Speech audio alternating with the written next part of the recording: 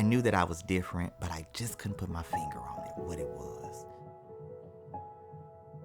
There was this feminine energy that I had. Like, I just didn't understand where it was coming from. I didn't want to go outside and play ball with the other boys and everything. I wanted to stay at home and play with dolls. I didn't feel connected to just being who everybody else wanted me to be. I knew that I wanted to go against the grain. Growing up, there wasn't much representation about anyone who was trans. It was very difficult to go into a interview when you have to fill out the application. You have to use your legal name. Me being trans did not line up with the values of the company. Like everyone else, needed money. But if the jobs aren't hiring, then what can I do? When you don't have stable housing, your biggest thing is worrying about where am I gonna get my next meal? Where am I gonna lay for the night? It gets hot here in the summertime. It gets cold here in the wintertime. That put me in this position to where that, okay, so sex work. I need to make money. When trans women don't have a place to go, they're more likely to be abused, thrown away, killed. We continue to see those numbers rise every year, and so the safety of those individuals is really important. So we're actually at the intersection where a lot of trans women came to perform sex work, and you knew that specifically that it was a trans individual that you were looking for. This would be the area to come. Not a lot of trans women would work the main strip of Lamar. One of the ladies was tragically killed. That became a red flag of stay in your area where you're known. As we found, there's not a lot of safe space even at home sometimes. It's important for us, if we find an opportunity, to make sure that services are delivered to all parts of our community, that we do something about it.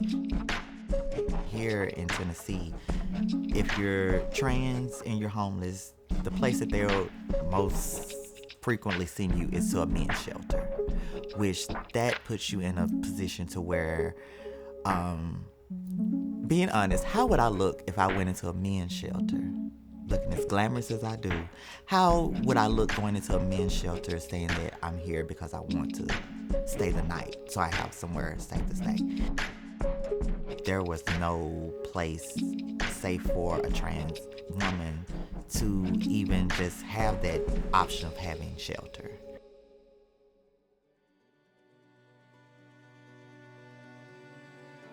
I was so glad that Kayla started my sister's house. At first, she started out being as a trans shelter. She was sheltering young trans women, or just trans women period, in general, in her own home.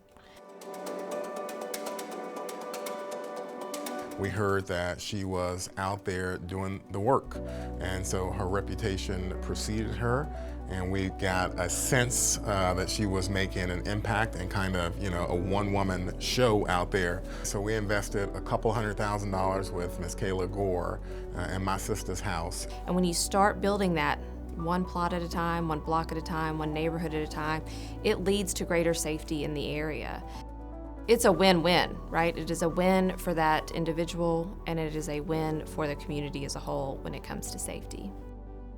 My sister's house has proven themselves to be one of the strongest platforms for trans women and gender expansive folk in Memphis, but then across the South as well. I've been bragging on my sister's house for several years now. Kayla's organized an incredible campaign with the Tiny Home Project, and that has been an inspiration for many housing programs across the U.S., especially with Black trans-led LGBTQ centers, because there aren't that many. Many of them tend to be largely white or white-led, and so when we think about Black trans-led work, I think about my sister's house and I think about the Tiny Home Project. My sister's house feeds the community, not just the trans community, because This is my first home that I can say that I've had by myself. The first day of being able to see a piece of paper with your name as the leasee and an address that you can finally say, okay, this is my address. If I want to get mail here, being able to look at that paper, that lease, and saying, okay, I have an address. Getting those keys and being able to turn your own lock to your own house, open your own door, and this is your space. There's an exhale. When I'm here, it gives me my superpowers back to go out and be with the world, because it's tough, especially being a trans woman of color. In the midst of doing sex work, I ended up contracting HIV. I almost wanted to give up.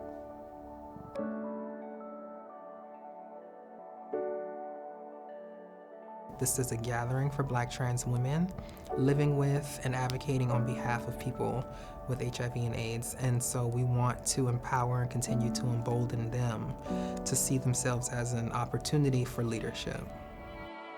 Going through this training, it lifted me up, especially having a lot of trans women around me, especially from different areas. I've really discovered that I have a voice.